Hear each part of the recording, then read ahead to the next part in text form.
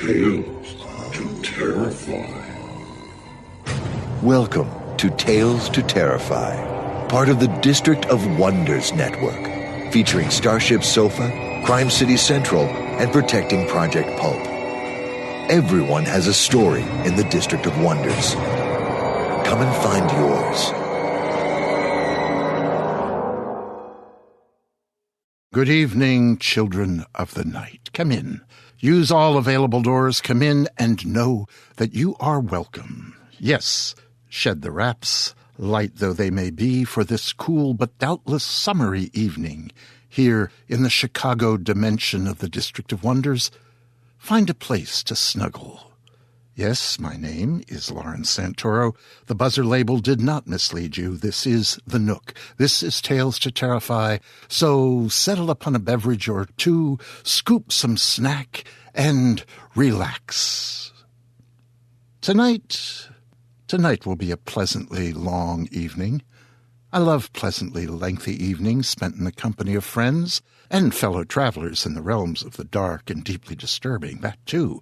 And tonight we shall contemplate the afterlife from differing perspectives. A word of warning, both of tonight's tales feature firing squads. Cotton for the ears will neither be provided, nor will it be required.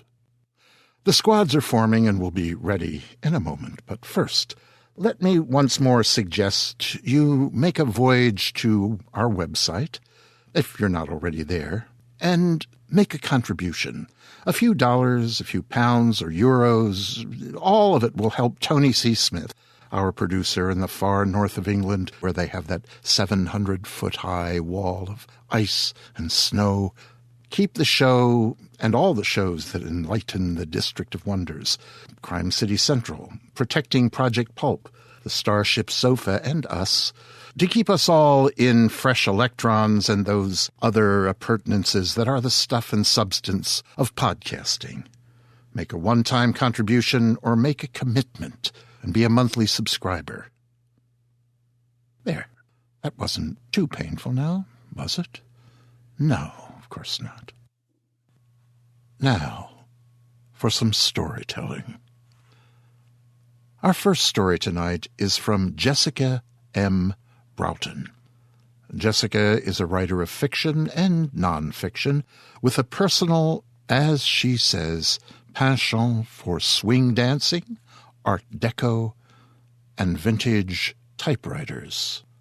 She writes speculative fiction and horror from her home in Pasadena, California. But more about the author anon.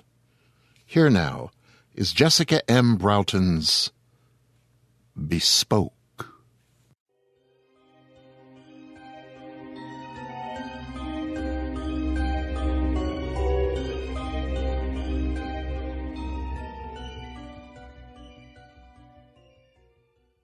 As the blindfold was pulled taut across her shockingly green eyes, shielding them from the sunset she knew was her last, Ophelia squared her shoulders and held her head high.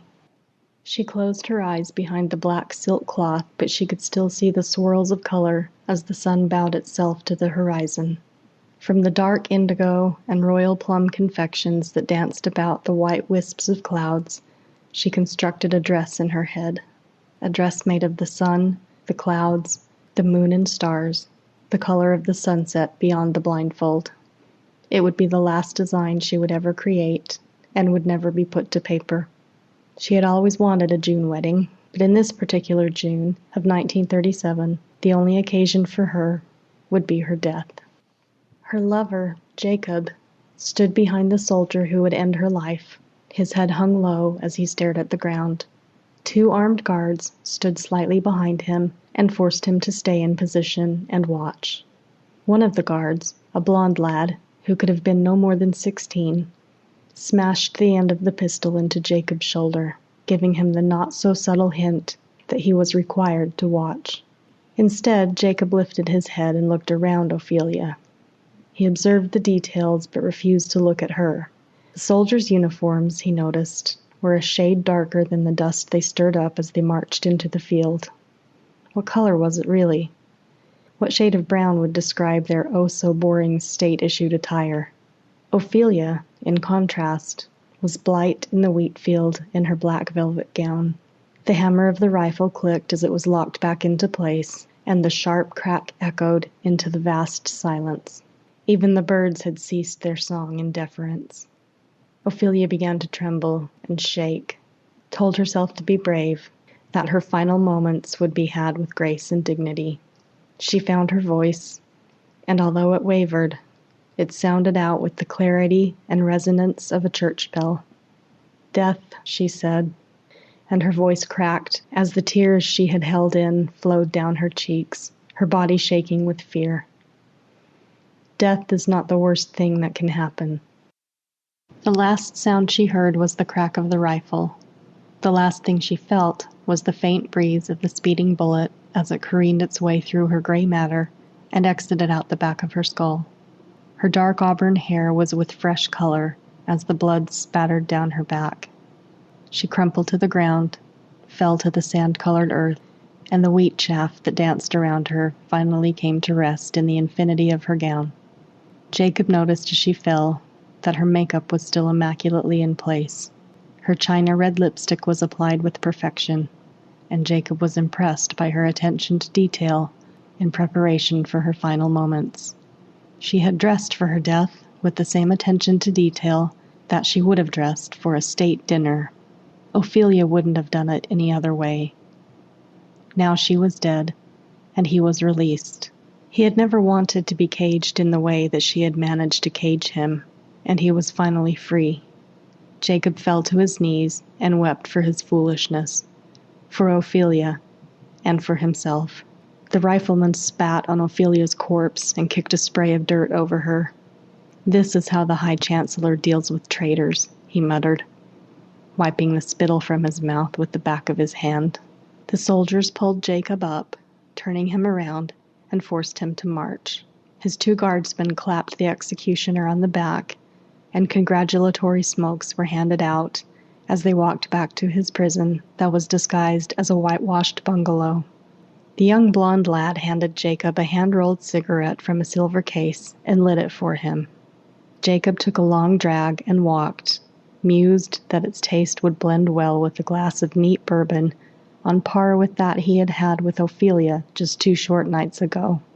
When he returned to the bungalow, he would drink a toast to her before getting back to work.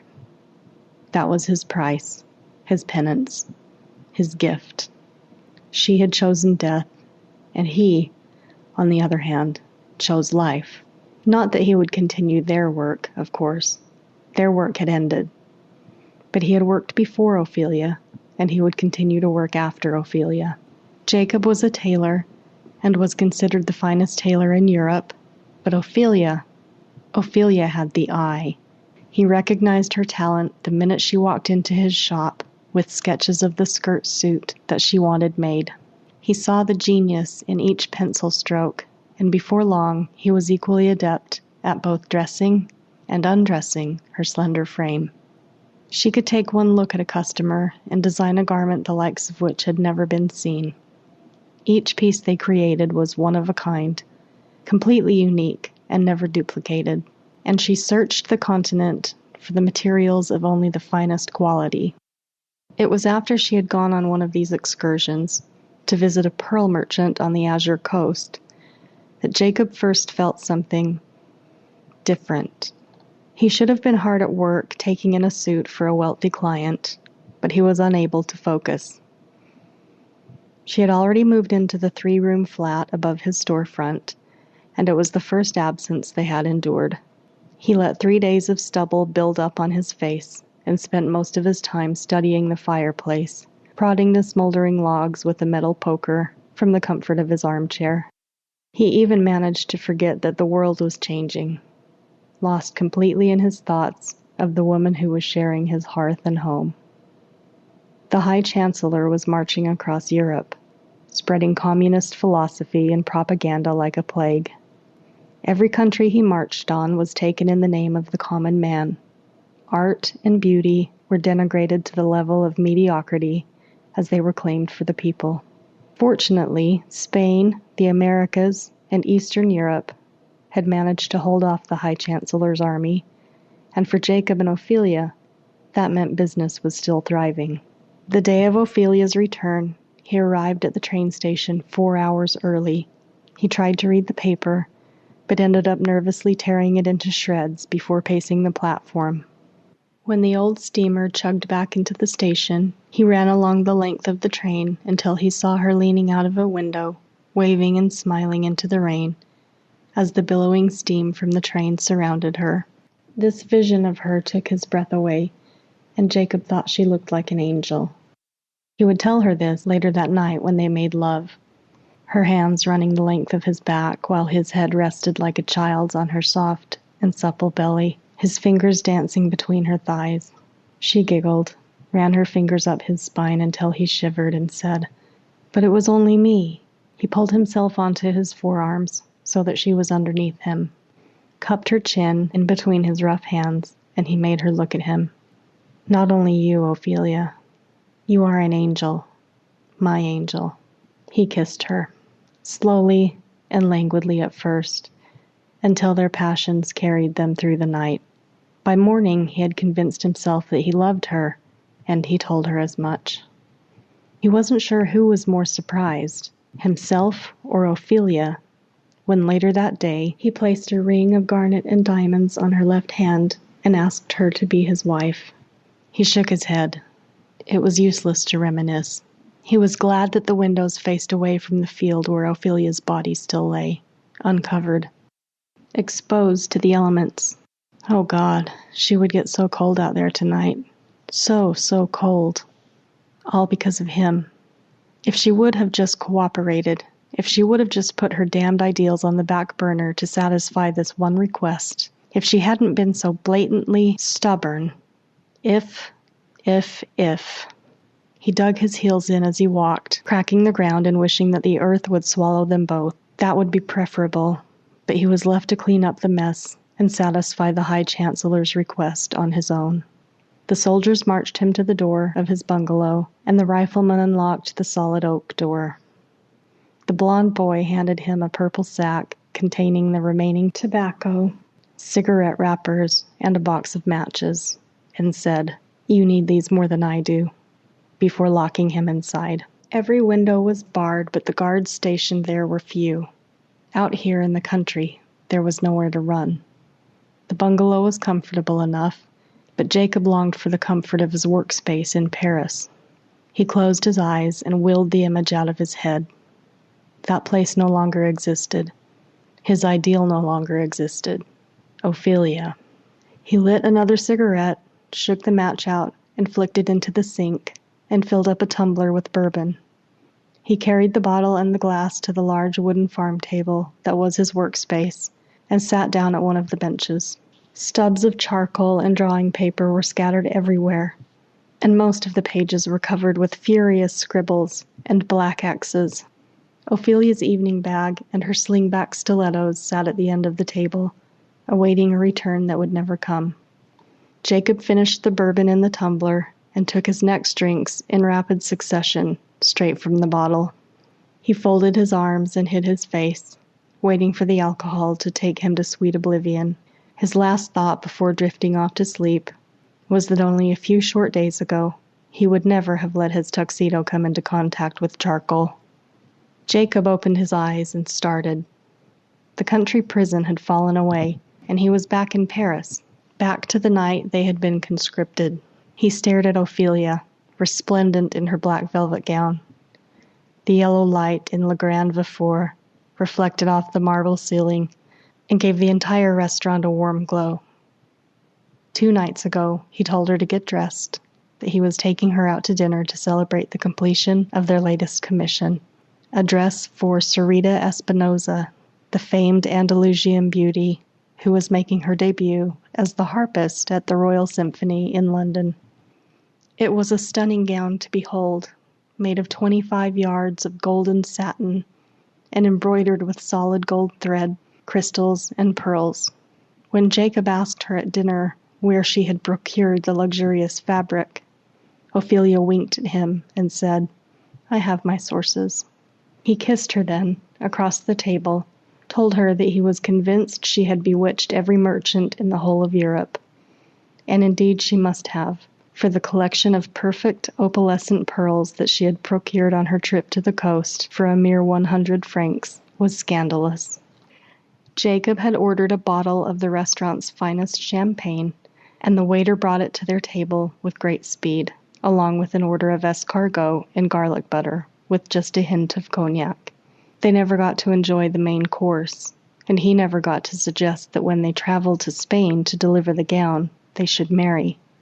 Instead of drinking her champagne, as she had that night, she put her glass down on the table, and the restaurant grew hazy and began to blur. The other patrons froze in mid-bite through their meals, and waiters carrying silver trays were paused in their rush to the kitchen. "Hello, Jacob," said Ophelia, reaching for her silk bag. "There isn't much time. You have only a week to complete the robe for the High Chancellor, and you still don't have a design," she said as she reached into her bag and pulled out a single page and handed it to him.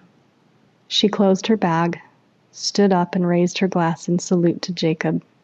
"To our final triumph." She drained her glass and walked away from the table, leaving Jacob holding his glass and his mouth open like a cod. "Ophelia, wait!" he cried. "Why?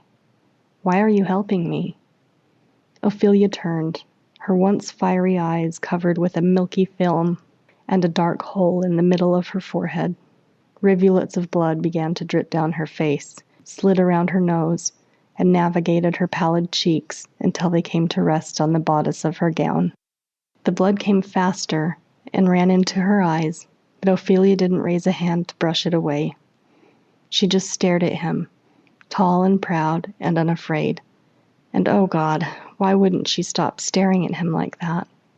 Jacob felt himself grow cold, an icy cold that stopped his breath, and he dropped the champagne flute. It hit the polished wood floor and fragmented into musical diamonds that skittered in every direction. Jacob started and fell backwards off the wooden bench. He hit the concrete floor hard, reacting in time to prevent his head from smacking into the slab. The bottle of bourbon had spilled across the table, and he leapt up to grab the sheaves of paper before they could be sullied. He placed his scratched-out scribblings on the counter next to the sink, grabbed a towel, and cursed his luck for losing his liquor. He was making his way back to the table when a splash of color stopped him in his tracks. He pushed the top pages aside and stared, and didn't notice as the rest of the papers slid to the floor like falling leaves. He ran to the table, threw a towel over the spilled bourbon, and lit several candles to help with the dim electricity. "How the fuck?" he said, and sat back down on the bench, rubbing his mouth with his damp fingers, leaving the acrid taste of charcoal in their wake. It was the drawing Ophelia had handed to him in Le Grand Before. But, "Impossible," he shouted, heaving the empty glass across the room and shattering it on the door. It was good. It was her best work to date. Ophelia, or his subconscious, more like, had created a fitted, hooded robe that would leave an observer in no doubt who wore it. The material would be soft leather, perhaps lambskin, and embroidered with all the stars, moons, and sabers representative of the office of High Chancellor. The details by themselves were incredible, but the overall effect that these symbols made up were nothing short of genius. Jacob knew that none of his designs compared to the sketch that was before him. On the back of the robe, the designs were intertwined to form an enormous stitched phoenix rising from a pyre, with its head stitched on the back of the hood, and with the outstretched wings extending down the arms, wrapping around to combine with the patterns emblazoned on the front. Each symbol was interwoven into the phoenix, so that the effect was that of stitched feathers. A crowd of workers stood next to the pyre, representing the masses that the High Chancellor controlled under the guise of liberation. And, he thought, it was practical. It was waterproof, cool enough for a summer in France, yet built to withstand even the harshest Russian winter. As soon as he had grasped the concept of the design, Jacob wasted no time sketching a pattern based on the High Chancellor's measurements.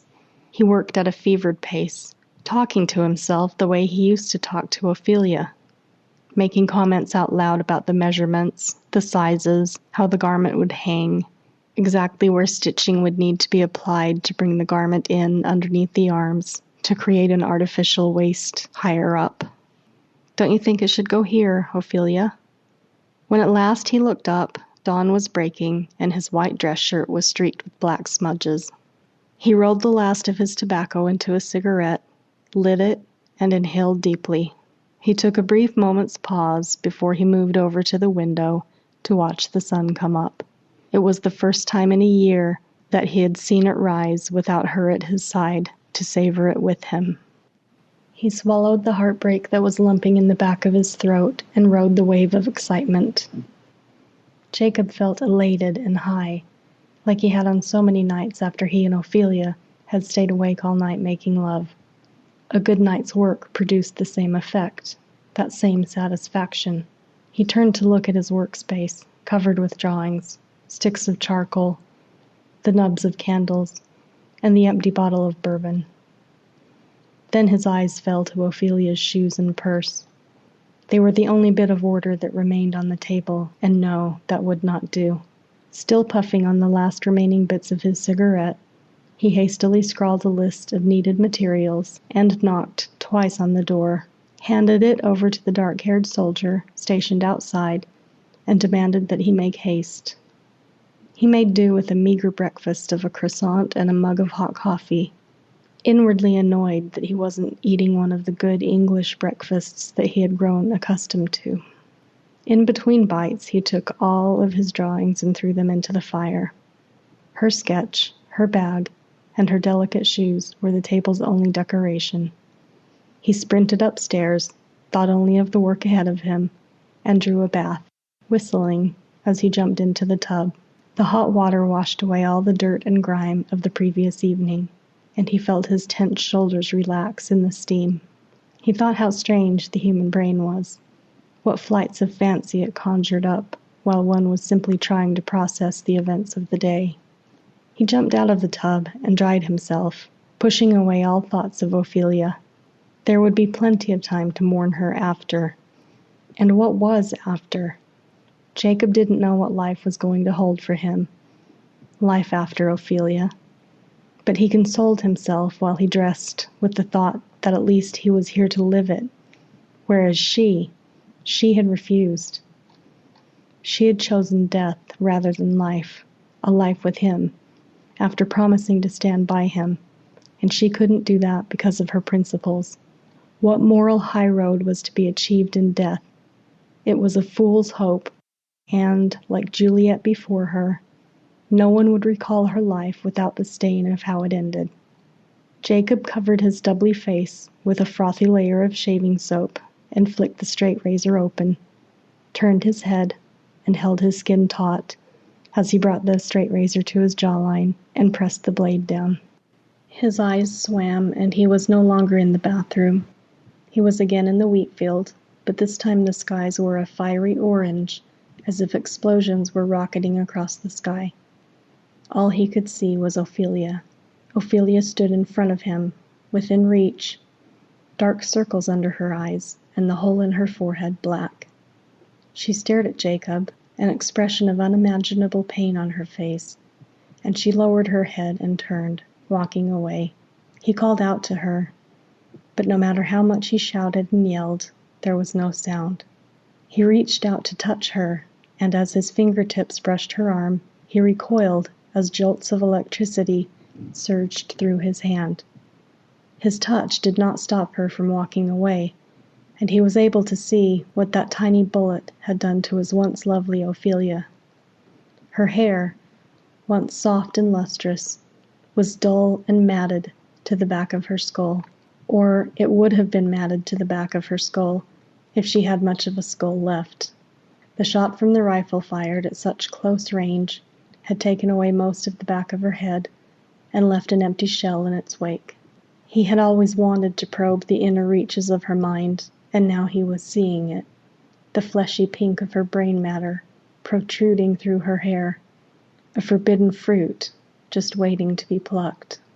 He called out to her, yelling for her to stop, and then he was screaming, watching as a chunk of her brain slid down her dress before hitting the ground with a sickening splat.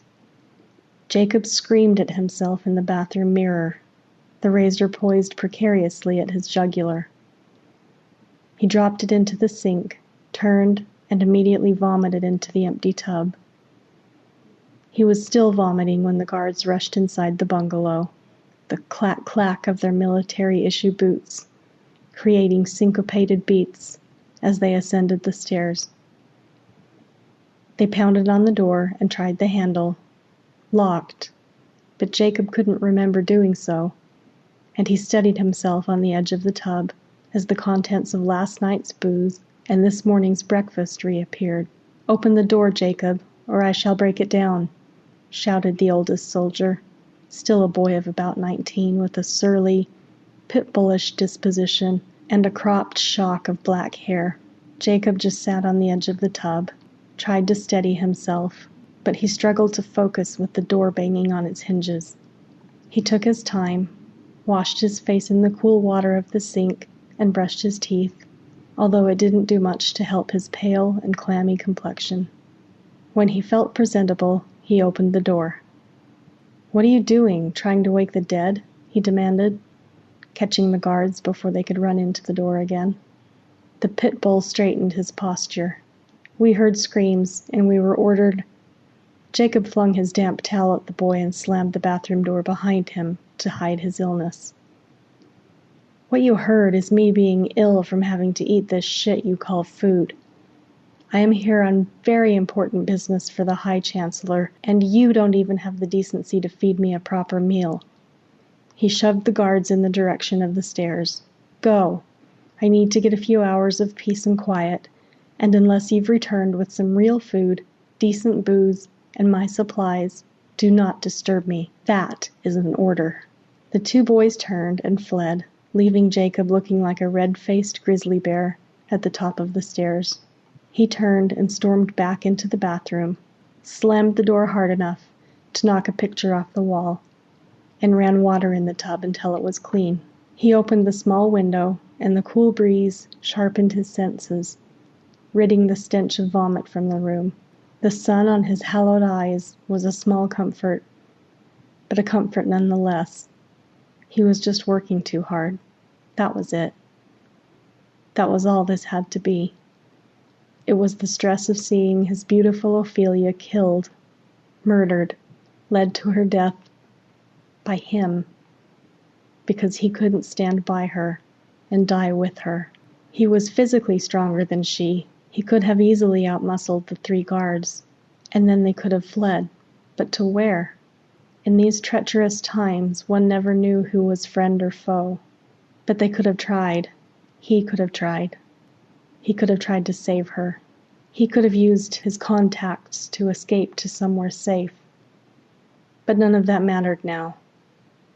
He shut off the water in the tub and walked quickly down the hall to the bedroom and crawled into bed, wrapped the blankets around himself, and stuffed his thoughts down to the deep recesses of his inner being. He breathed deeply, smelling Ophelia's unique scent still on the sheets in the very bed where she had lain and resigned herself to her fate, tearfully telling him that even if death was the cost, that she could not, would not, do anything that would aid the High Chancellor's regime. She had been given the honor and the charge of creating his garments and refused. That might have been forgiven, had she not also refused the High Chancellor's advances. Jacob had even given his consent, whatever would keep them and their commission safe. Ophelia blackened the Chancellor's eye as her answer and sealed her fate. Jacob had argued with her, telling her that her act of disobedience wouldn't solve anything, and she turned away from him that night, for the first and last time. She was up until dawn, and her tears had dried, and she left nothing but her warm natural smell and wet spots on her pillow. Her smell wormed its way into his nostrils, and it lulled him to sleep. Jacob's body woke up before his mind did, and his limbs were stiff and sore. He was unbelievably cold. He groped for the blankets, resolved to wrap them around himself and get a few more hours of sleep. It was dark, and he cursed himself for sleeping the day away, but he was so tired. Instead, his hands found hard, splintery wood. His eyes flew open. His mind raced and assumed the worst. Had the High Chancellor dealt him the fate that it was rumored was befalling so many others? His breath quickened, and he discovered that his limbs weren't just stiff, they were tied down. His bonds were made of the softest leather imaginable, just how he thought the lambskin he ordered for the robe would feel. Jacob struggled against his bonds, and his fingers probed for the knots that dug into his extremities, but they were just out of reach. He stared at the kitchen ceiling and watched as shadows danced in what must have been candlelight, searching for the person who had done this. He opened his mouth to scream, but a cold, wet finger slid down his trembling lips. He followed it with his eyes until he could no longer look away from that face that he knew so well. Ophelia's hair was disheveled. The flesh on her face was mottled with purple and gray blotches so dark that she looked as if she had been beaten. Jacob noticed that her lipstick was somehow still perfectly in place, not a feather of color outside of the lines on her decomposing face. The beading on her dress was torn, and the velvet was crusted with chaff and dew. But her eyes, they were green and lit from a flame that burned from something unworldly. At that moment, Jacob could see into the depths of her soul, he knew not how. He could see and feel the pain, the anguish, the torment, and, remarkably, the love. The love that resonated from her was the most painful thing of all, that through everything that he had done to her, her love for him remained. "Jacob," she cooed, her voice sounding like crunching gravel, "your arrogance has led you astray." She clucked her tongue at him, and he could see in the candlelight that it was black and swollen. Ophelia walked out of his field of vision, and he strained to follow her movements. She walked back to his head, and he heard the clatter of wood and concrete as her uncoordinated limbs knocked the table bench to the ground. "Did you really think they'd let you live, my dear Jacob? Did you think that the High Chancellor would value you any more once he got what he asked for? Coward! You would always sell whatever you valued to the highest bidder. You have always run from what was real. You always preferred the glitter of a fantasy. You lived only in your creations, whereas I sought to make reality more beautiful by mine. You wore yours like a mask, shielded yourself from anything real and true." Ophelia sighed. Her shoulders sagged and drooped. He tried to speak, but one of her glances silenced him. "I still love you, Jacob, but I have principles. I don't know why I'm here, or what forces have brought me back. There is one thing I know for certain. The rage of 1,000 suns burns in my veins, and I'm here to make an alteration to the fabric of this world." Tears ran down his cheeks, and she kissed one away, and her fetid breath brought on a wave of nausea. He gagged, shook from head to toe, and strained against the bonds that held him to no avail. She moved her mouth to his ear and whispered, "I'm here for your final fitting." He felt something pop in the center of his forehead, as if his brain was splitting apart, and then there was only blackness. When he opened his eyes, the sun was up and streaming into the kitchen. He was numb from head to toe, but he could feel a cool breeze tickling his naked body. It took every ounce of strength he had to rock his head to the side. Jacob's view was disproportionately high up, and as his body began to sway to and fro, he came to the dawning horror that he was hanging, suspended from the wooden chandelier. It creaked and groaned underneath his weight, but it held. His head lolled to the left, and he came face to face with the black feather sticking out of his skin. He squinted his eyes and focused on the stem of the feather, and the fine silver thread that was whip-stitched into place. Ophelia had never been able to master any other technique with the needle and thread, but this one she did so well. The thread held the feathers into his skin with a frightening precision. Even with his vision blurred, he could see nothing but a sea of blackish purple up and down his extended arm. He mumbled and burbled, trying in vain to make any sort of intelligible sound, and he drooled as his tongue refused to cooperate. Lost in concentration, Jacob's head rolled forward, and he was able to see the full extent of what had been done to him. His rib cage was completely exposed, and he could see the muscles in his chest had been laid bare. His visible heart pumped blood to his still living body, rising and falling with each beat. With each rhythmic lub-dub, a little bit of feeling returned, and the pain rose to an agonizing level. Jacob's arms began to throb, and his skin to burn.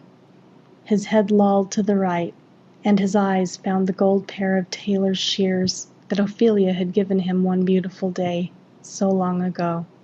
Their sheen was mottled with blood, and a strip of flesh was intertwined between the blades. His gaze traveled upwards from the floor, up his stocky thighs, up to the area above his pelvis where the incision started. The skin from his navel to his sternum had been peeled back and had been sewn into lapels. The complicated designs that were supposed to decorate the leather were stitched into his skin, with the crossed sabers of the chancellery embroidered in perfect symmetry on either side. Jacob's first thought was that Ophelia had never learned to embroider. She couldn't have done this to him. It was beautiful work, the best they had ever done. He was finally able to make a sound, a low, guttural cry in the back of his throat, as he tried to call the guards for help. Pain radiated throughout every inch of his body, and he saw Ophelia's face looking in on him from the front window.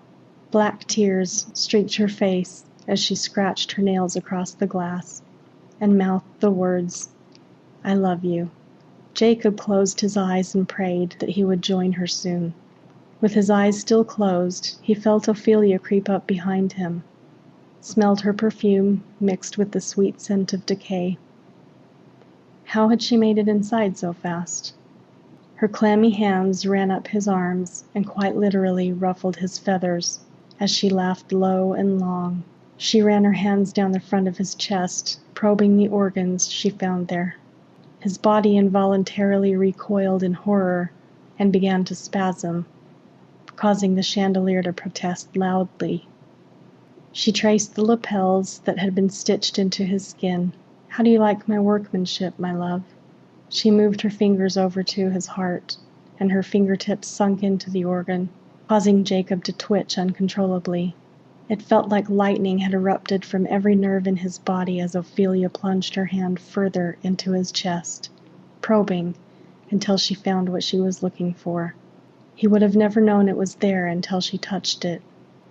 When she clenched her hand around this unnameable thing, he felt his own internal spark, his joy, his passion, and his love.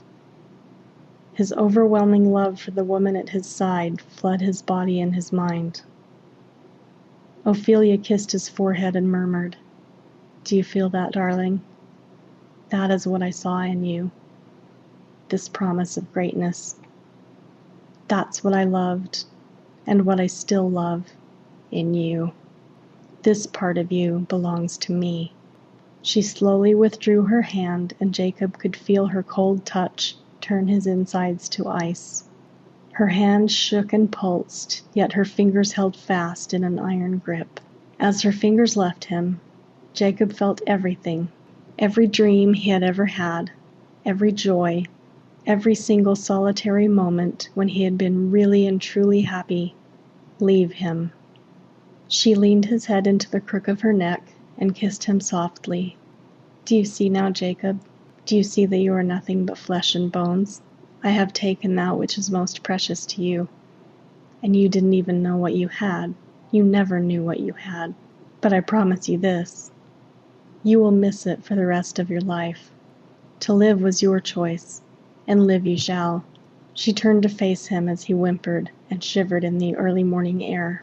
"Goodbye, my love," Ophelia whispered, as she pressed her palm into her chest, pushing her palm to her chest. Her decaying flesh was washed clean in an unseen wind, and Jacob saw for the first and last time the beauty in her soul.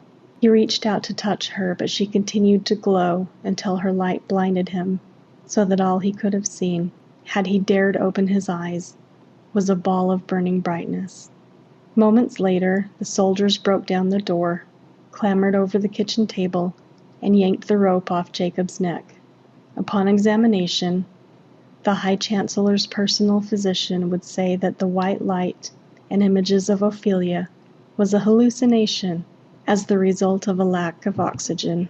Jacob denied the suicide charge, and the physician, in a moment of pity, managed to convince the High Chancellor that it was the lack of sleep and too much drink that had caused him to go temporarily mad. Never one to let his personal issues stand in the way of his professional obligations, he finished the coat for the High Chancellor after a day of convalescence, just to prove that he could. Jacob was heralded by the High Chancellor as a man who had turned away from the decadence of the Western bourgeois to serve his fellow man. Gone were the classy three-piece pinstriped suits, the luxurious ball gowns that rustled along the dance floor, and everything that sparkled and shone was gone as well. In its place were the drab, the mundane, the uniforms that showed camaraderie and state solidarity. That was his lot now. It was just as well, for Jacob felt that he had nothing left with which to create. He had nothing left. He had nothing. He was nothing. In the middle of the night, when he woke up screaming, he swore he could hear Ophelia's final words. Death is not the worst thing that can happen.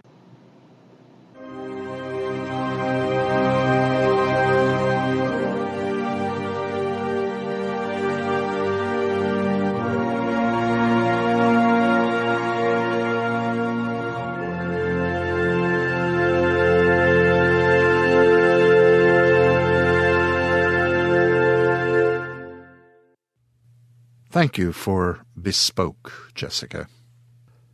Jessica M. Broughton is a Pennsylvanian, now living, as I mentioned, in Southern California.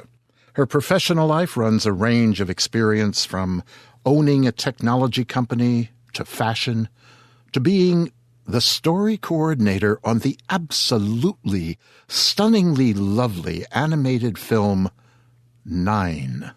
Stunningly lovely, that is, if you like grimly post-apocalyptic, steampunky kinds of things, and who doesn't? Since 2006, she's worked as a freelance writer, most recently as a contributor for Tecca, TECCA.com. Her first piece of published fiction can be found in episode number 214 on the Drabblecast, and you know where that is. You can find her other writings at her website, girlwriter.com, and that is the currently standard spelling of girl, G-R-R-L, writer, one word.com. It will be on the Tales to Terrify homepage, just next to the Support the Show spot, by the way. When not writing, Jessica says she's probably swing dancing or hiking in one of the many mountains of San Diego. Thanks again, Jessica. Bespoke was read for us tonight by Antoinette Bergin. Antoinette, whom I have never met, avows that she is, and let me get this right, twisted, dark, sarcastic, pessimistic, weird, and demented. Well, maybe. She sounds rather adorable. So perhaps adorable is what happens when all of those elements combine in one person, like Long Island iced tea. Antoinette is the author of Bedtime Stories for Children You Hate. Love that title. And she has been known to mail packages of lime jello to people she deems worthy. She can be found on Twitter as @Nettie_Bergin, Bergin, and she probably won't harm you if you follow her. I await my jello. Next up this evening is the late Mr. Mike Allen, back this week with a solo adventure touring the Abattoir. And yes, he is Hurlburt-less this week, Shaylin-wise, and, well, he'll tell you about it. Mike?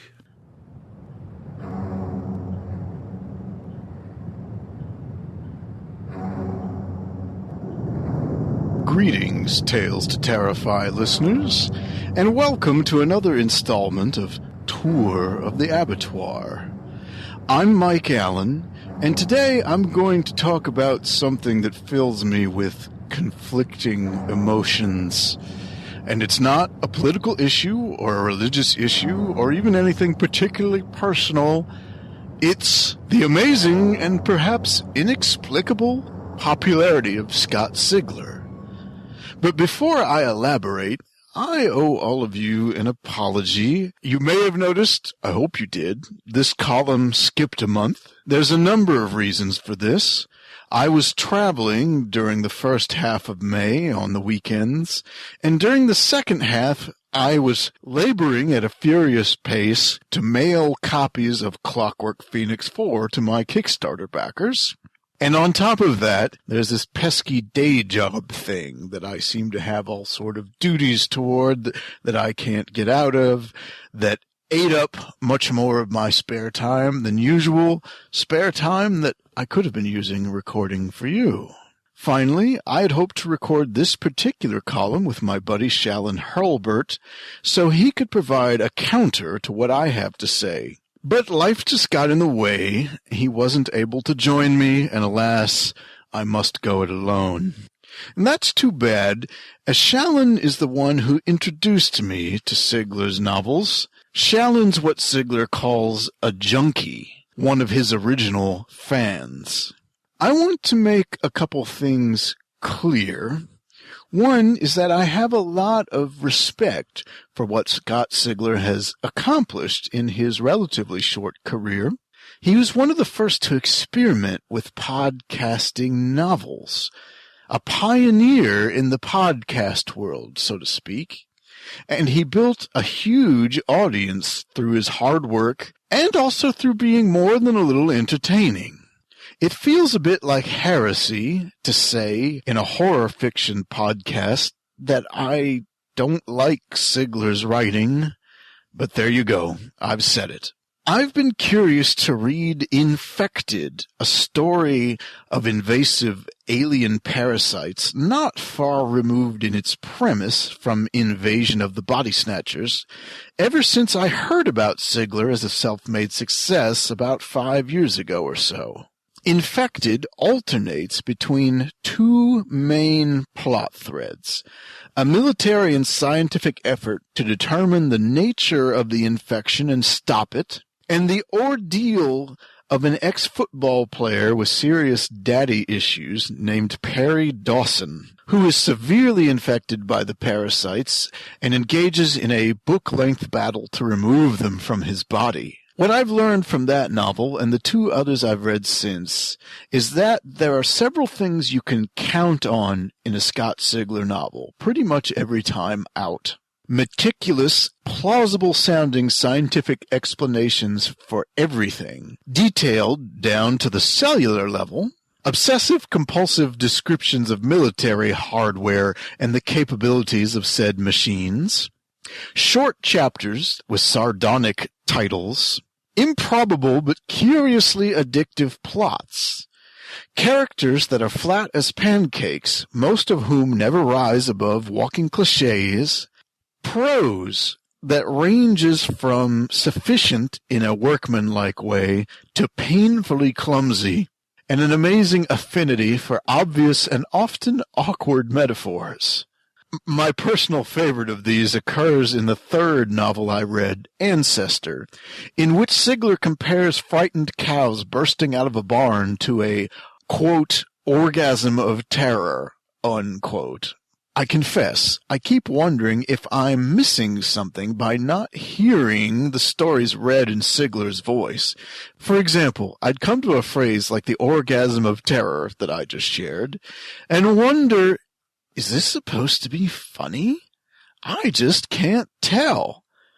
It seemed like it was meant to be taken totally at face value, as a descriptor that's meant to be frightening. I'm really baffled as to whether or not I'm missing Scott Sigler's sense of humor, or whether he's actually that oblivious to how ridiculous some of these things are, or whether, in fact, it's a combination of both.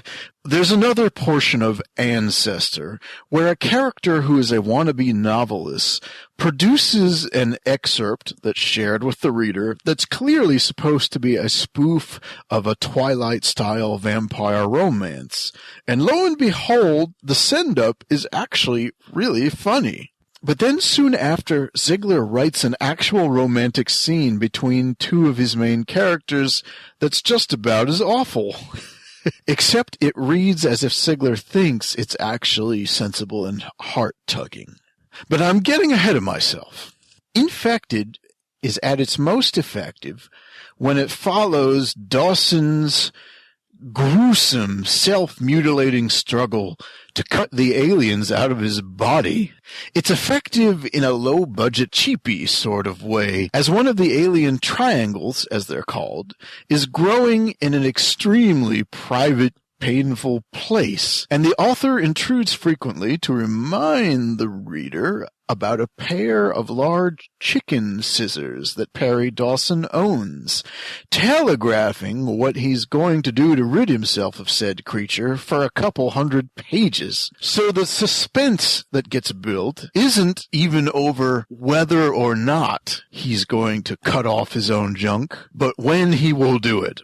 In the other plotline, the military also fights off an alien invasion, but it's the sausage chopping that you end up remembering most from Infected. Although, I must confess, the biology of the triangle creatures is pretty fascinating.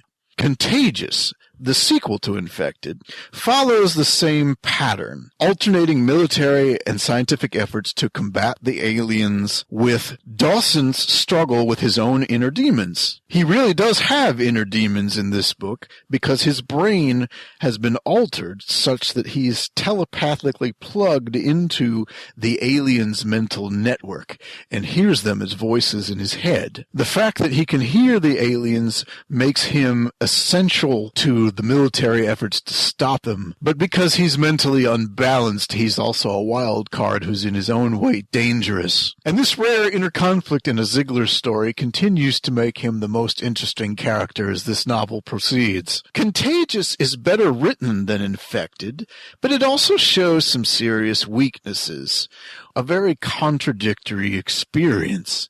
All of the segments told from the points of view of the various alien villains and the humans they control often come off as varying degrees of unintentionally funny, and yet the book builds to a slam-bang action conclusion that I have to admit I would love to see on the big screen were it ever adopted. It really gets the pulse going. A surprisingly strong ending for a book that has been so cheesy for most of its length. I cannot quite say the same thing about the third and most recent book that I read, Ancestor.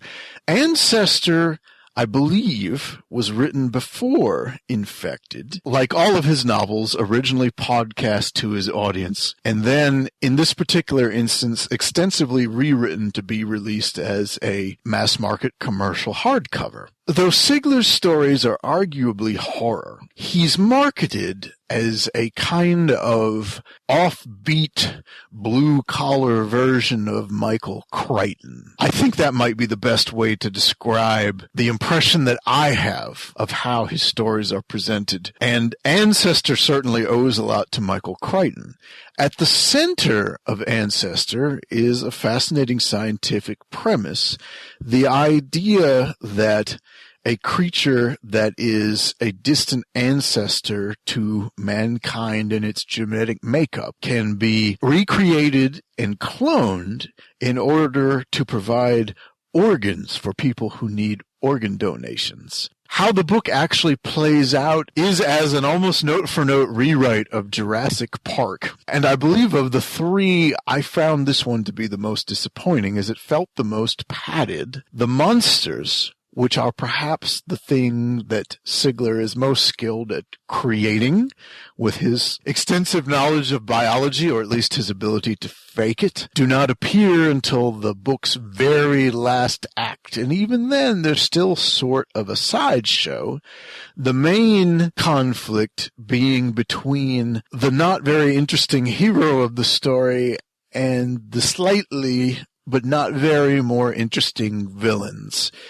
In fact, the most interesting character in the book, a scientist with schizophrenia, while not particularly realistic in its portrayal of schizophrenia, at least approaches the semblance of a well-rounded character. This particular character, the one who I was most interested in, ends up being disposed of in a not particularly remarkable way about 2/3 into the book. And then there was nobody else left who was near as compelling. Nonetheless, I don't believe I would buy a Sigler book, but if I was to be loaned another one, as I have these three, I would probably end up reading it, being entertained in parts, rolling my eyes at parts, and wondering if there is any possibility that I might like this one better than the last, even as the rapidly unfolding events continued to kind of pull me through the novel despite my own misgivings. A hint as to whether Sigler may be more self-aware than I am giving him credit for involves the same character and ancestor who is writing the cheesy vampire novel. Even though we have been shown that what he's producing involves some pretty awful prose, later in the book, other characters read the story and find that despite their own objections, they can't help but admit they'd like it anyway and want to read more. And maybe that is a big part of Sigler's appeal. And folks, that's what I have to say for this one. As for novelists that I'm a little more sure about, I am eyeballing Joe Hill's Nosferatu as topic fodder for next time. The month I have coming up is pretty insane, with preparations to be made for the launch of a new magazine. Hopefully I can squeeze it in, and if I can't, I hope you forgive me. Until next time, stay scared.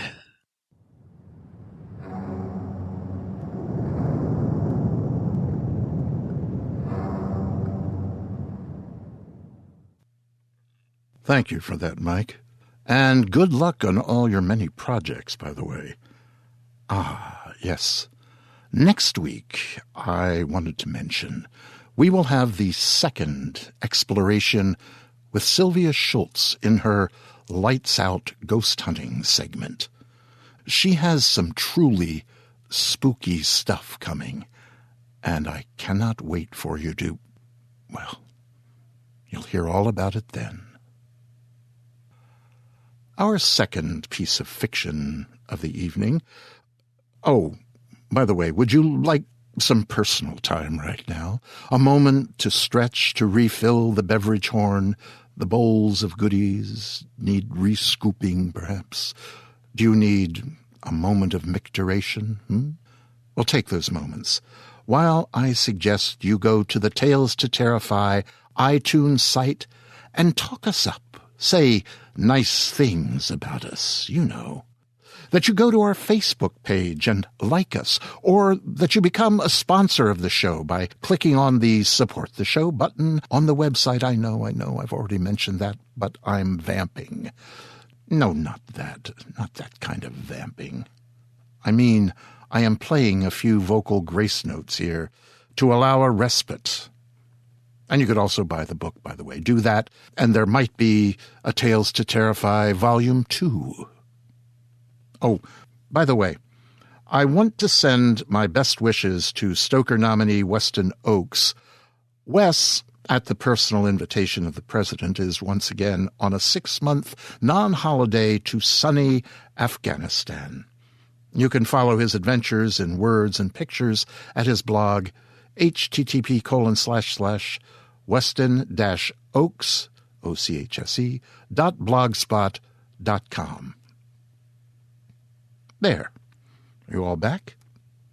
Well, you missed an incredible minute and a half or so. Ask your friends on the way home. That's, by the way, weston-ochse.com to find out about Weston on a Stick. You'll see. Now, our second tale of the evening is Look Away, and it's by an old friend of Tales to Terrify, a voice we know and have loved for some time, and whose name I frequently misspell on the Tales homepage, Stephen, Steven, Thomas Howell. Here is Mr. Howell's Look Away.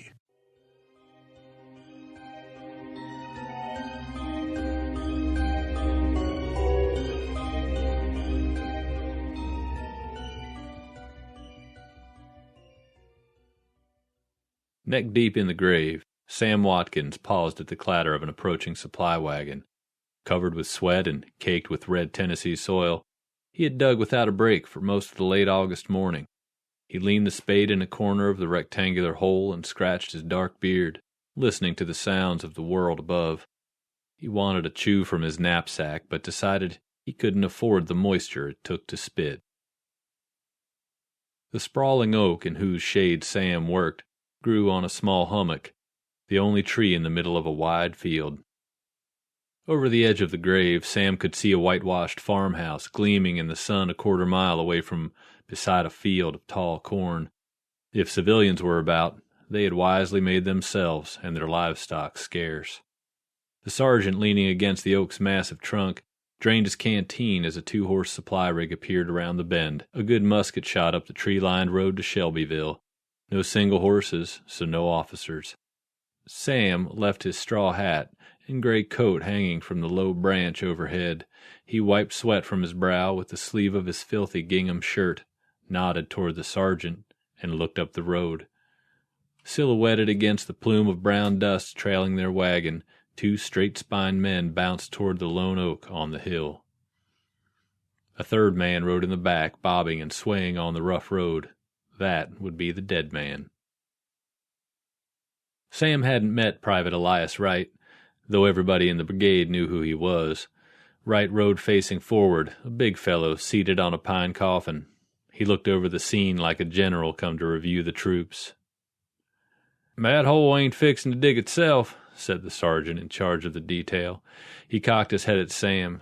"Didn't you bring you no water?" "Done run out." Sam puffed out a breath and picked up the spade. "It's all right. I'm about done." "There'll be some on that wagon." The sergeant looked toward the 2 men planting a 12-foot wooden post in the ground 20 yards downhill and hollered for them to get the lead out of their britches. Sam reminded himself to be grateful he got to work in the shade, surrounded by cool dirt. He bent again to the task, swearing softly at a root as big around as his wrist running lengthwise across the bottom of the grave. He'd dug too many graves over the past year, seen too many men shot. "We do just fine at thinning our own ranks, without Yankee help." The gentle face of a court-martialed private in Virginia intruded on his mind. The boy had been caught dead asleep at his post on a cold winter morning. He'd been tall for his age, and his sky-blue eyes wide as dinner plates before the blindfold went on. Sam's calloused hands tightened on the spade. He squared his feet, bared his teeth, and attacked the unyielding root. Digging was digging, be it earthworks or graves. It's when the digging stops that hell breaks loose. He liked the chuff of the spade biting into the soft, aromatic soil. Stab, lift, toss. The sergeant said digging graves made for good bayonet training, that a man used the same muscles. Sam didn't know if that were true because his muscles felt like lead all the time. The loamy earth smell conjured the old Watkins home place in Maury County, with its fields of corn and cotton and sweet Jenny nearby when the work was done each day. She'd let him steal a kiss sometimes. His lips tingled at the memory. He remembered the warmth of her hands and a strand of copper hair catching the sunlight across her cheek. But when he tried to recall her face, he saw the pale blue eyes of the dead Virginia boy staring into oblivion. The boy had jerked violently at the noise and impact, and when the blindfold fell off, his eyes had been gaping into death's maw. Sam had to fit that boy's ruined body into a pine box 6 inches too short. He dropped the spade and massaged his temples with the gritty heels of his hands until his breathing slowed and his heart quit pounding against his sternum. Because I'm standing in a grave that I can't remember Jenny's face. Just as well. This ain't no place for her. Sam had managed to keep off shooting details by volunteering to dig graves. Battles were enough of a horror. He couldn't bring himself to shoot another countryman bound to a wooden post. But as long as men tried to run home from the war, there would be graves to dig. He waved at the dust as the wagon rolled past and spied a water barrel and a tin cup hanging behind the bench, clanking in time to the bumps in the road. The driver pulled the horses to a stop in the shade near where the sergeant stood. Sam's tongue was sticking to the roof of his mouth, and the damned hole was deep enough. He climbed out, squinting at a pair of fine-looking draft animals. Only the USA brand at the shoulder marred their appearance. He saw horseflesh at a distance these days, always under the well-fed asses of officers. The smell of animal sweat reminded him again of home. Like so many others, his enlistment had expired months ago. He should be home now, courting his girl and preparing to bring in the harvest.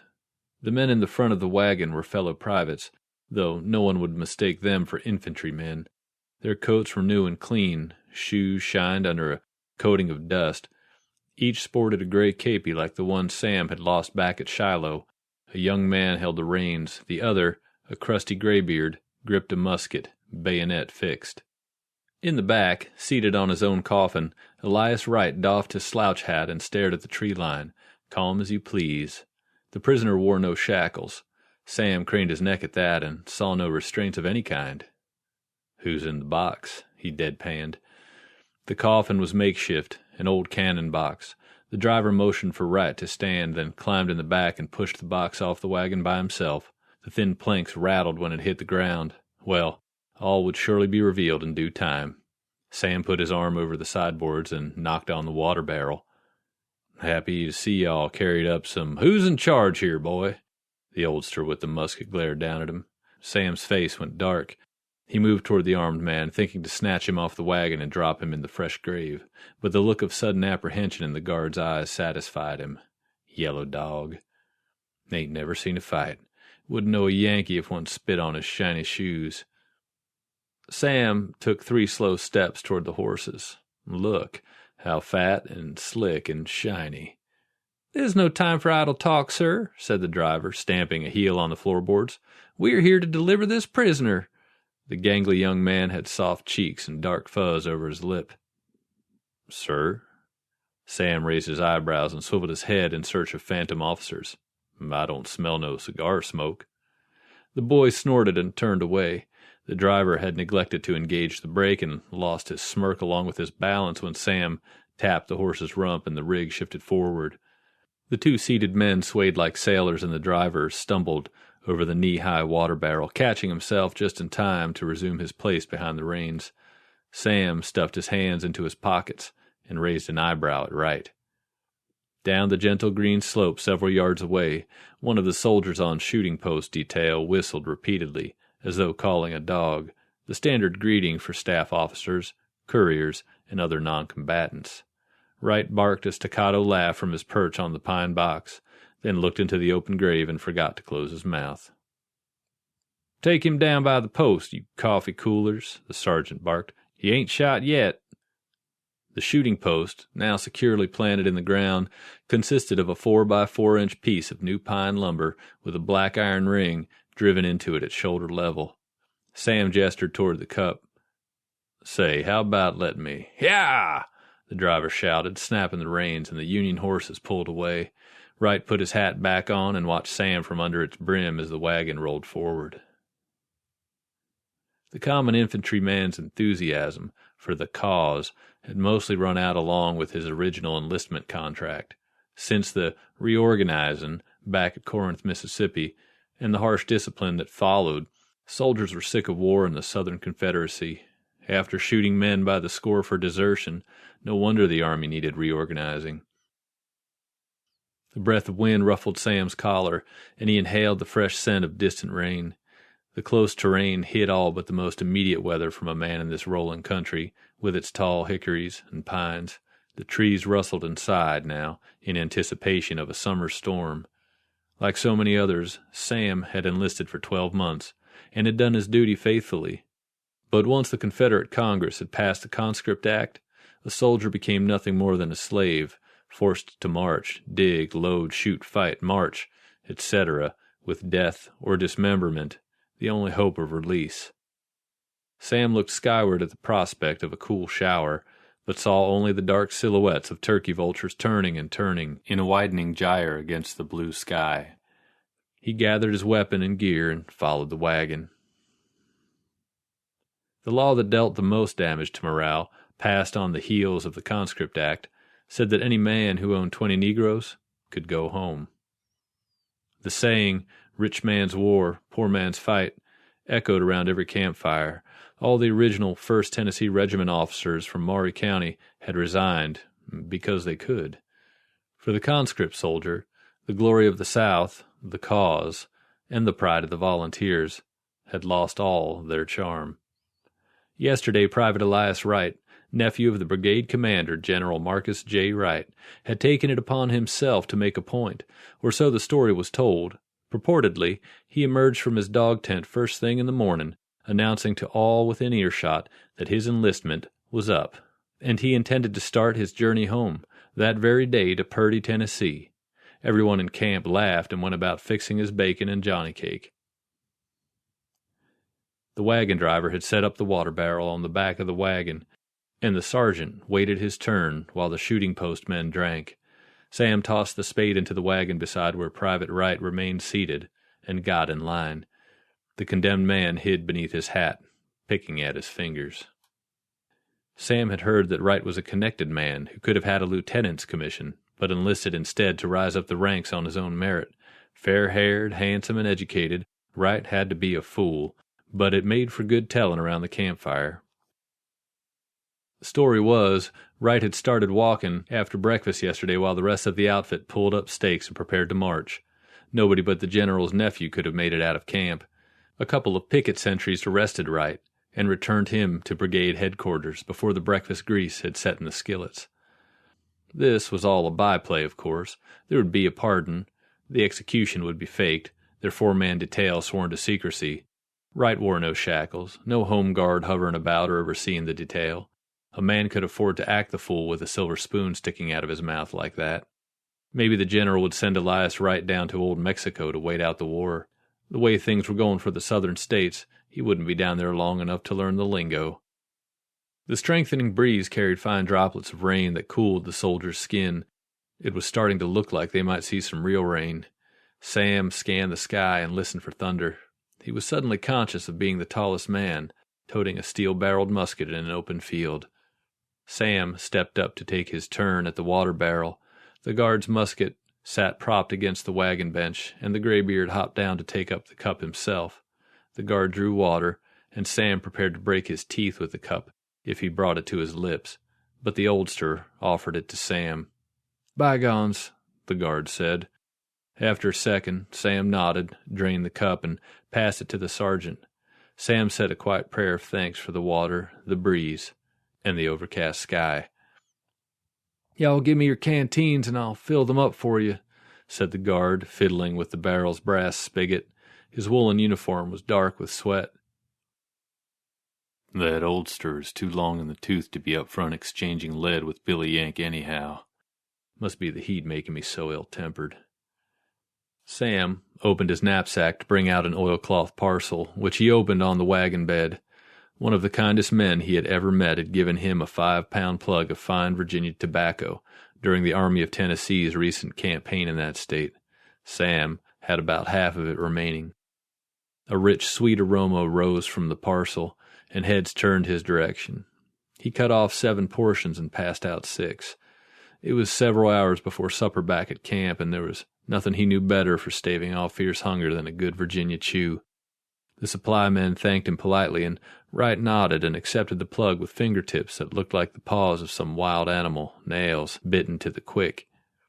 The sergeant had the men wrap and stow their cartridge cases in their knapsacks in case the sky opened up on them. He constantly preached the separation of powder and water as a matter of survival. The supply men hung their gear from metal hooks set under the wagon bottom.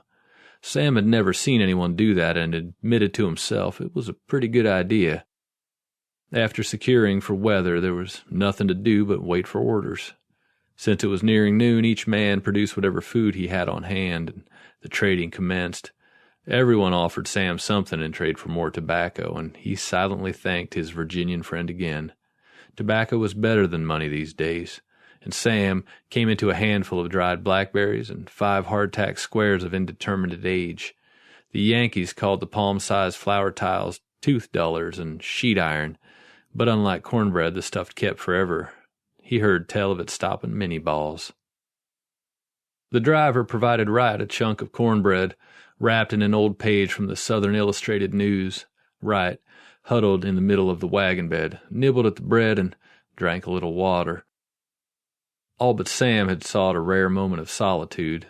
Wright stared unblinking as Sam used the butt of his bowie knife to break a piece of hardtack, then set his battered tin cup on the edge of the wagon, dropped the desiccated shards of bread inside with the blackberries, and covered the contents with canteen water.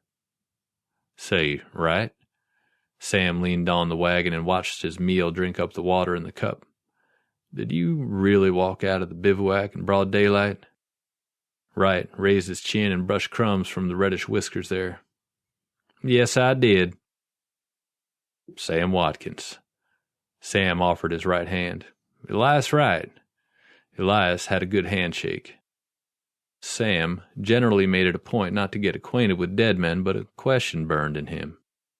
"Way I hear it, you did it to make a point, protest-like, because you're the only conscript can get away with it." "Is that what people say?" Elias's laugh sounded like the bark of a small dog. "That would be a coup, wouldn't it?" Sam scooped some bread and berries out of the cup with the broad blade of his knife and put the still crunchy stuff in his mouth. The berries made it taste less like wet sawdust. "You want to know what it was?" Elias grabbed the sides of the wagon and looked at the gathering clouds. "I was fed up. Hellfire, man. We're all plumb fed up with marching and starving and filth and lice and diarrhea, existing like an animal. It is no way for civilized men to live." Wright shifted to his knees and spoke in a low voice. "I considered taking my own life, but I reckon I have too much fear of God after all." Sam stood up straight and stopped chewing. "Why are you still sitting in that wagon?" He lowered his voice and motioned with the bowie toward the tree line. "Any fool can see your uncle aims to give you time to get gone." Elias smiled. "And go where? Be who? Besides, what if old Uncle Marcus intends to pardon me? He can't very well do that if I'm a fugitive." "They're going to kill you if you stay." Elias slowly folded his arms and held a shrug. "I know it." Sam wiggled the point of his knife at the forest shadows across the field. "You could head west, where there ain't nobody but Spaniards and Indians." He scowled at his own foolishness for having divulged his own childhood dream. They kept silent company for several minutes, watching the vultures settle in the tall hickories at the edge of the empty field. "I felt like an imposter in uniform from the start," Elias said at last. "Can you imagine what it's like pretending morning to night?" He took a deep breath and let it out slowly. "No more, Sam. I'm done play-acting." "Well, I'd sure run. Ain't you never run from nothing before?" Elias looked up at the sound of a crow calling from the oak on the hill. Gray clouds came over the treetops, the sky flashed, and rain fell so heavily the air was solid white all around, like glass in motion. Dust became mud and ran down the wagon ruts in twin streams. Sam stood in the deluge, pelted from above like an object of general derision, but grateful for the day's heat being drawn from his body. It went on for nearly an hour, and the men watched water sluice off one another until it quit. Sam wished for a piece of soap. A lone horseman approached along the Shelbyville road as the rain slacked. He was a courier, armed with a pistol at his side and a saber on his saddle. The man's hat sagged with rainwater, lying against his head like dog ears. He rode a high-stepping Morgan breed whose iron-shod hooves sprayed mud in all directions. The rider spotted the sergeant's 3 yellow chevrons and went to him, producing a limp document from a leather case, dark with moisture. The sergeant read and acknowledged with a nod. The courier wheeled and sped back up the road, spattering the infantrymen with fresh mud. Elias sat in the wagon with the dripping brim of his hat pulled down over his eyes, picking at his fingers. His head rose at the sound of the sergeant's voice. "The brigade is fixin' to form up here. Let's get this site squared away." The sergeant produced a new hemp rope from his knapsack and threaded it through the iron ring in the shooting post, while the other men cleaned up the remains of their meals. Sam went up the rise and looked into the open grave. It hadn't caved in, but held rainwater a foot deep. Fat earthworms wriggled half exposed among the jagged stumps of protruding roots, and several floated at the bottom. A big palomino splashed up the road at a leisurely walk. A trim officer rode easy in the saddle, and his long white beard stood out against his dark gray coat. That would be the chaplain. From a distance, his mount looked remarkably like Jenny's palomino mare, a broad-backed Texas quarter horse named Annie. Jenny would ride bareback and barefoot down the road past the Watkins place and wave at Sam, who would always stop his work in the field to watch her go by. I think her daddy was catching on. Sam hadn't seen her for 3 years. He bowed his head and closed his eyes. Oh, Lord, let me remember her face. I just need that to hold on to. Though he made it a point not to keep count, Sam was certain that he had seen over 20 executions. Each began with the arrival of a chaplain. That preacher would be here in a few minutes, and once the officer put his boot on the ground, there would be no looking the other way, while Elias took to his heels. Sam hurried down to the wagon, took a deep breath, and placed his hands on the side like a neighbor at a fence. "For God's sakes, man," Sam said, inclining his head toward the chaplain's unhurried advance. "Why not get while the getting is good? This hardly seems the right time to be running from a man of God." Wright stretched his mouth into something like a smile, but he was as pale as a peeled potato. "Look here, dying? That's as easy as pie. Finding something to live for, now that takes some doing. You got to give yourself a chance. Anything's better than getting put under the clay." Elias swallowed hard. "I'm not going to run away again. Listen, I'll distract that old guard. His musket load is bound to be wet anyway." Elias gave him a sardonic twist of the lips and climbed out of the wagon without another word. He folded his hands and waited for the chaplain. Sam backed away a respectful distance and tore off another chew from his knapsack. The sergeant stalked up to him wearing the disappointed father look that so annoyed Sam, since they were the same age. "Private Watkins." "Yes, Sergeant." "Now, you know better than to fraternize with a prisoner." "Yes, Sergeant." "Recollect to me why that is, if you please." "Because it might—" Sam took a deep breath. "Because it has a detrimental effect on order, discipline, and the performance of our duties." "Exactly right. I done look the other way this time. Don't make me regret it." "Yes, Sergeant." "Now tear me off another chew." The chaplain had tied his horse to the wagon and spoke in low tones to Elias, who held his hat in front of him and studied the ground. Though Sam couldn't understand his words, the aristocratic rhythm of the old man's speech carried across the short distance. A metallic glint drew Sam's attention a second before the sounds of 1,000 marching troops reached his ears. Wright's brigade had just appeared at the bend in the road. Elias lifted his head at the rumble of footfalls, clanking metal, shouted commands, and the deadly glitter of bayonets. Elias stood with clenched fists and trembling knees, but he stood. Somewhere in that flowing gray mass, slogging up the road alongside Elias's friends, marched the firing squad that would kill him today unless the fool took off for the woods in the next couple of minutes. "Elias!" Sam shouted, hands cupped around his mouth. Elias looked his way and he shouted again, jerking his head toward the woods. "Get, brother!" "Why don't you run?" The sergeant's face fell, and he said loud enough only for Sam's ears, "Mind your tongue, lest you want to be next against the goddamn post." The chaplain stood stock still, immaculate in his gray uniform. Either he was deaf as a cannonball, or he chose to pretend he hadn't heard the gravedigger shouting. The gold braid on his hat gleamed like the streets of glory as he bowed his head to pray with the prisoner. The brigade produced a sobering clamor as it closed on the execution site, like some monstrous, predatory machine. There was none of the singing or gallows humor banter apparent in the formation that went on during routine movements. They marched silent and grim as if to battle. "Post to tail! Secure the prisoner!" the sergeant called. They bound Elias's hands in front of him with the rope in the iron ring, and he rested his forehead against the post. Harsh voices carried over the clanging din of the brigade's 3 battalions as they maneuvered into a 3-sided square around the post and made a quagmire of the soggy field. Sam moved behind the troops to stand with the sergeant and the supply men. "Well, there ain't nothing for it then," Sam said. God's unfathomable will exasperated him. How can a man like Elias end up like this, raised with all life's advantages only to meet his end with nothing and nobody to care about, nothing to tie him to this world? Elias seemed to have gone limp, like a rabbit resigned to its fate in the jaws of a fox. Am I any different? Am I fooling myself into carrying on each day?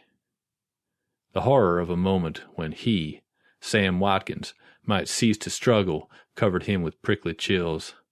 The chaplain knelt, despite his age and fine uniform, on one knee in a patch of wet grass facing Elias, and lifted a voice that might have belonged to a great stage actor. "Almighty God, our heavenly Father, who of his great mercy hath promised forgiveness." Sam ceased to listen. He was a man of faith, though not a religious one. "That's it, chaplain. Talk of forgiveness, and then see a good man shot dead. The South is going to run out of good men at this rate." "And bring you to everlasting life through Jesus Christ our Lord. Amen." The old man stood and led the brigade in a ghastly hymn. Their tuneless chanting sounded like a dirge from the underworld, interspersed with brutal encouragement from the flat of their leader's sword blades. The sun reappeared during the song, and its heat reasserted itself on the damp formation.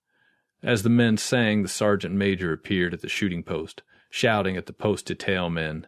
The 2 privates in question leapt forward, untied Elias, and turned him around with his back to the post, and his arms secured behind him so he couldn't quite stand up straight.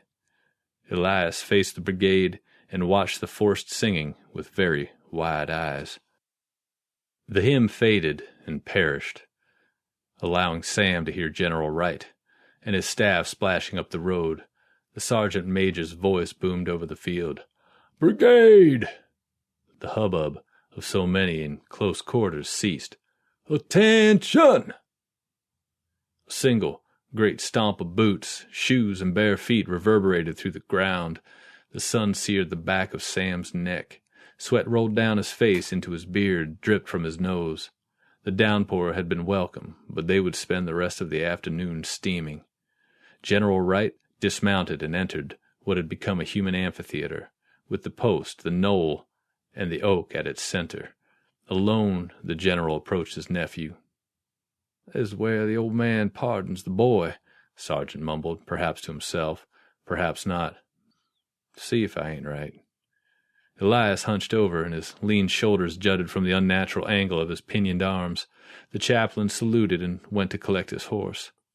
General Wright stopped an arm's length from Elias and removed his pale leather gauntlets. He spoke quietly and privately to the condemned man, while the brigade sweltered at attention. It appeared that General Wright would have Elias die with more dignity than the usual humiliating spectacle afforded. There would be no milling about, No men perched in trees for a better view. Sam realized there was no honorable way for General Wright to pardon his nephew. Had the general been surprised to learn that Elias hadn't run? As the heat resumed, wisps of steam ascended from 1,000 stinking, rain-soaked soldiers. The brigade created its own weather, a swirling humidity evaporating into the sky. No trace of cloud remained in the blue dome overhead. The general placed his right hand on Elias's shoulder. Elias nodded once, lips drawn up tight. At this, the general turned on his heel and spoke. "Men, it is the solemn duty of those burdened with the mantle of command to enforce discipline in the ranks. Private Elias Wright, who I count among my own kin, has been convicted of desertion in the presence of the enemy." He paused, perhaps distracted by the cawing of a gaggle of crows in the oak behind him. "And will be shot to death by musketry." Scanning the troops, he pulled his heavy gloves back on and shouted over the heckling birds. "He assures me he has made peace with our Lord and stands prepared to meet his Maker. God forbid any should choose to abandon his country and duty, but let the sentence carried out here today serve as a warning to those who may harbor similar thoughts. Sergeant Major, proceed." The commander rode back toward Shelbyville with his staff, no doubt to enjoy a somber supper that Sam was certain would include roasted meat. Once General Wright was gone, it all proceeded quickly. The sergeant called up the shooting detail, and a young corporal marched 8 precise men up from behind the center battalion. Elias gawked at the soldiers as they lined up before him. Sam didn't recognize any of them. No blindfold appeared. Perhaps that had been part of Elias's final conversation with his uncle. "Ready," said the detail sergeant, not loud but clear against the babble of the crows. "Oh," Elias said. His shoulders jerked once, spasmodically. A tremor coursed through him, and pressed his feet and knees tightly together. "Aim!" Oh, God!" "Fire!" 8 musket balls split the afternoon. 15, maybe 20 fat crows erupted from the tree in a confusion of black wings, and the wet smack of mini balls striking vital flesh followed in the wake of the weapon's roar. The shooting detail vanished in a cloud of black powder smoke that hung in the still air. Elias's knees buckled, and he collapsed like a sack of corn before the echoes had faded. There was never any dignity in death. The body's long legs bent at awkward angles, and the chest seemed to have burst open. Sam always watched for some sign of a soul, but he had never seen one leave a man's body. "Jenny," Sam breathed. He squeezed his eyes shut and saw her freckled smile and round hazel eyes, plain as day.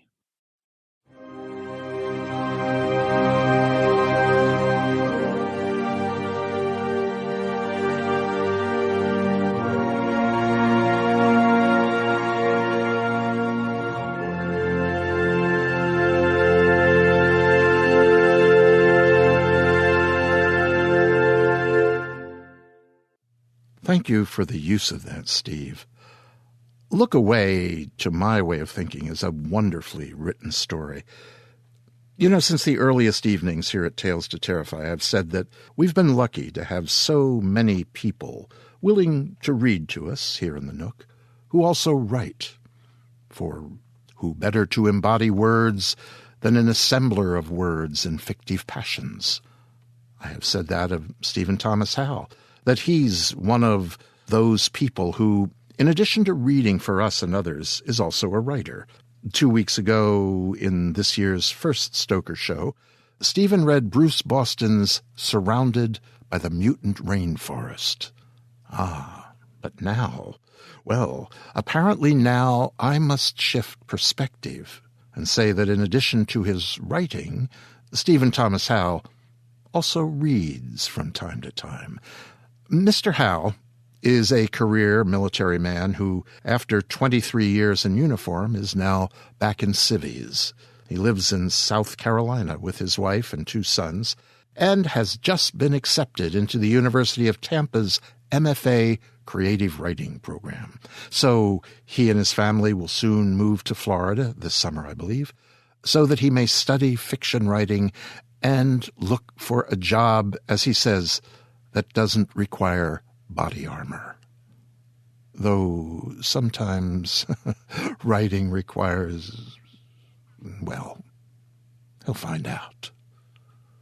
By the way, you may purchase tonight's tale, Look Away, at Amazon Kindle for just 99 cents. Go to Amazon, put in Stephen, with a V, Thomas Howell, Howell, and there you will be. Well, after all that, no, that was not our author reading his own work tonight. Jonathan Danz stood in for Stephen this evening. Last week you heard Jonathan read Weston Oakes' Righteous. Tonight there was something different. Jonathan has been here for shows number 12, 62, and, as mentioned last week, this makes number 4. One more and you get the key to the 5-time reader's washroom.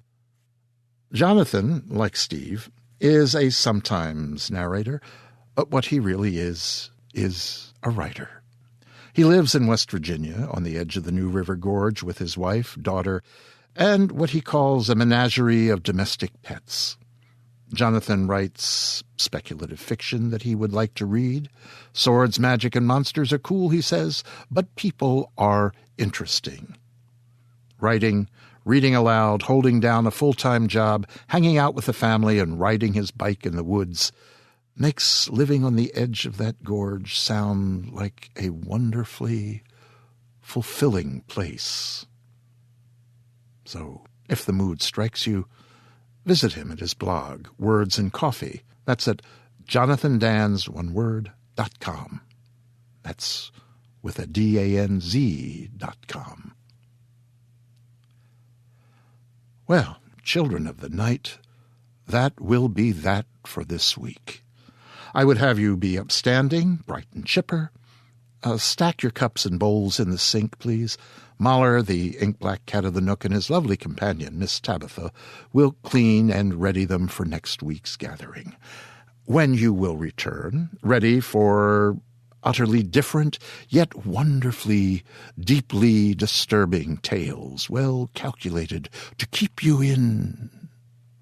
Well, you know what you come here for, don't you? Yes, for the tales, the treats, the drink, the snuggles and the shivers, not to mention the walk home that provides those moments alone in the footfall dark as you pass through moonlight and breathe lake air, during which you may dwell on the evening's terrification. And so dwelling, you arrive home, you climb your stairs, you pet your cat, you feed your fish, you drink some warm milk and hurry to your bed, wherein the evening's thoughts and dwells lead inevitably to pleasant dreams.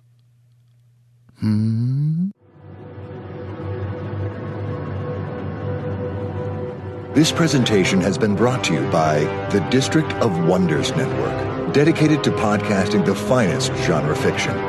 You can learn more about the District of Wonders and their many literary productions at their website, www.districtofwonders.com. Thank you for listening.